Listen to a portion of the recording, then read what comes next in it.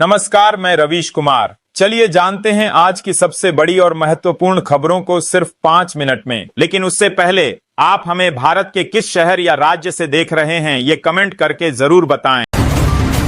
केरल निकाय चुनाव में यूडीएफ गठबंधन को मिली भारी जीत के बाद कांग्रेस में खुशी की लहर है। कांग्रेस अध्यक्ष मल्लिकार्जुन खड़गे ने इसके लिए जनता का आभार व्यक्त किया है। वहीं राहुल गांधी ने भी यूडीएफ पर भरोसा जताने के लिए जनता को सैल्यूट किया। उत्तर प्रदेश में एसआईआर के तहत अप्राप्त मतदाताओं की पड़ताल की जाएगी। इसका उद्देश्य मतदाताओं को सही श्रेणियों में डिजिटाइज करना है। यह प्रक्रिया सुनिश्चित करेगी कि मतदाता सूची में कोई त्रुटि न रहे और सभी पात्र मतदाताओं को शामिल किया जाए। विशेषकर सीतापुर में इस पर ध्यान केंद्रित किया जाएगा ताकि आगामी चुनावों में कोई समस्या न हो। दिल्ली सरकार के महिला एवं बाल विकास विभाग ने ब्रांचों को यह सुनिश्चित करने का निर्देश दिया है कि महिला कर्मचारियों को काम के घंटों के बाद ऑफिस में न रोका जाए जब तक कि बहुत जरूरी न हो। विभाग ने यह भी कहा कि अगर महिलाओं को देर तक काम करना पड़ता है तो उन्हें सुरक्षित रूप से घर छोड़ने का उचित इंतजाम किया जाए। पश्चिम बंगाल के मुर्शिदाबाद जिले में बांग्लादेश सीमा के पास एक रात में 100 से अधिक बम बरामद होने से दहशत फैल गई। पुलिस ने बेलडांगा और जलंगी थाना क्षेत्रों में छापेमारी कर भारी मात्रा में सॉकेट बम बरामद किए। उत्तर प्रदेश के बरेली में बिजली बिल माफी योजना के तहत 18 शून्य उपभोक्ताओं ने पंजीकरण कराया है और 14 करोड़ रुपए का बकाया चुकाया है। इस योजना से उपभोक्ताओं को बिजली बिलों में राहत मिली है और वे आसानी से बकाया बिलों का भुगतान कर पा रहे हैं। सरकार ने इस योजना को उपभोक्ताओं के हित में शुरू किया है। जदयू के 4 जिलाध्यक्षों को अभी तक हटाया नहीं गया है। प्रदेश नेतृत्व ने कार्यकारी अध्यक्षों के संबंध में अपनी बात रखी है। इस मामले पर परिवाद पर भी चर्चा हुई। पार्टी के अंदरूनी सूत्रों के अनुसार संगठनात्मक बदलावों को लेकर विचार विमर्श जारी है और जल्द ही कोई फैसला लिया जा सकता है।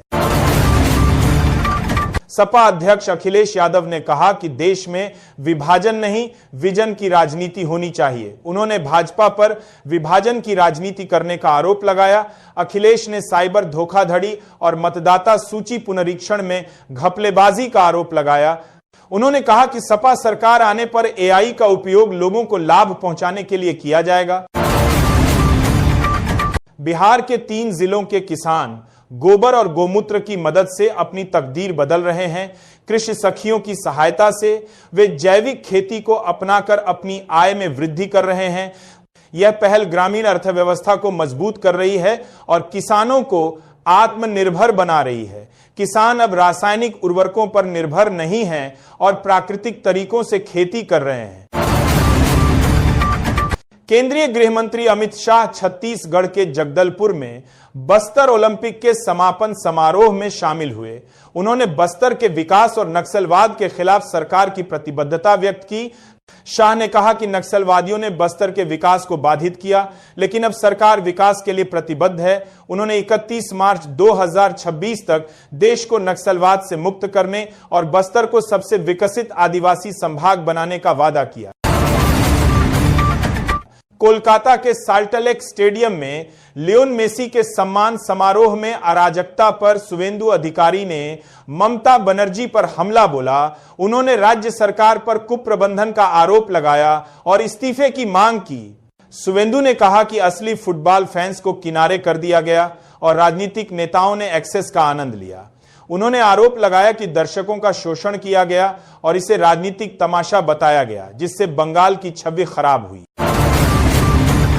उत्तर प्रदेश में मुख्यमंत्री योगी आदित्यनाथ के नेतृत्व में मनरेगा के तहत 48 लाख से अधिक परिवारों को रोजगार मिला है। इनमें 31% से अधिक परिवार अनुसूचित जाति एवं जनजाति वर्ग से हैं।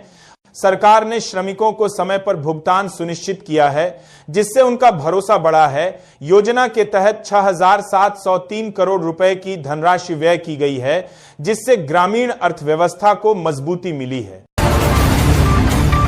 गाजियाबाद के शालीमार गार्डन थाना क्षेत्र के तुलसी निकेतन में देह व्यापार का पुलिस ने पर्दाफाश किया। एक आरोपित गिरफ्तार, 2 फरार। पुलिस ने 2 महिलाओं को छुड़ाकर घर भेजा।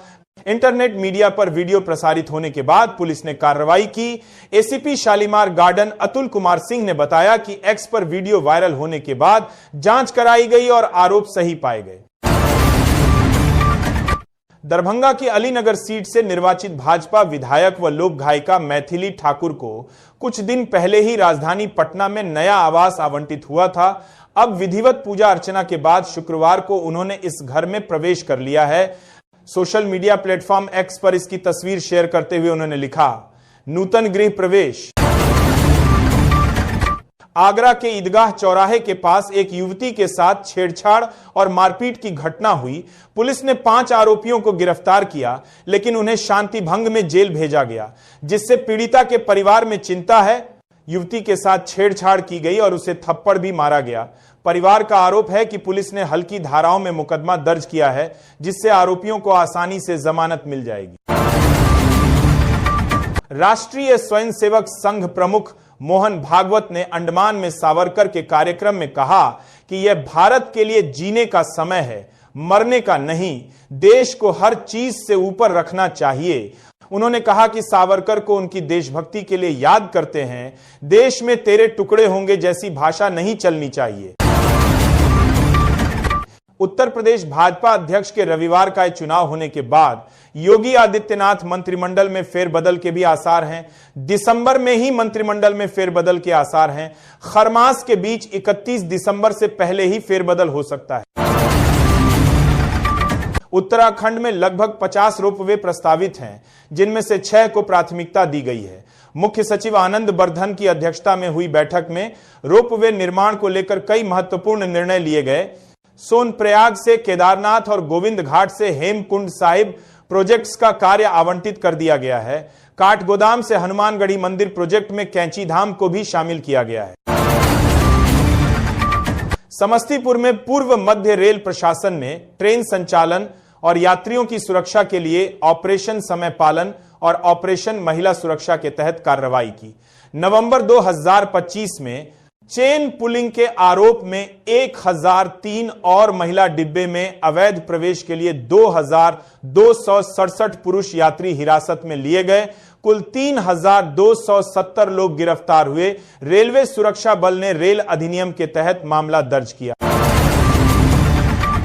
67 की बीच बार के कोलकाता के साल्टलेक स्टेडियम में लियोनेल मेसी के सम्मान समारोह में भारी हंगामा हुआ, जिसके चलते मेसी को जल्दी निकालना पड़ा।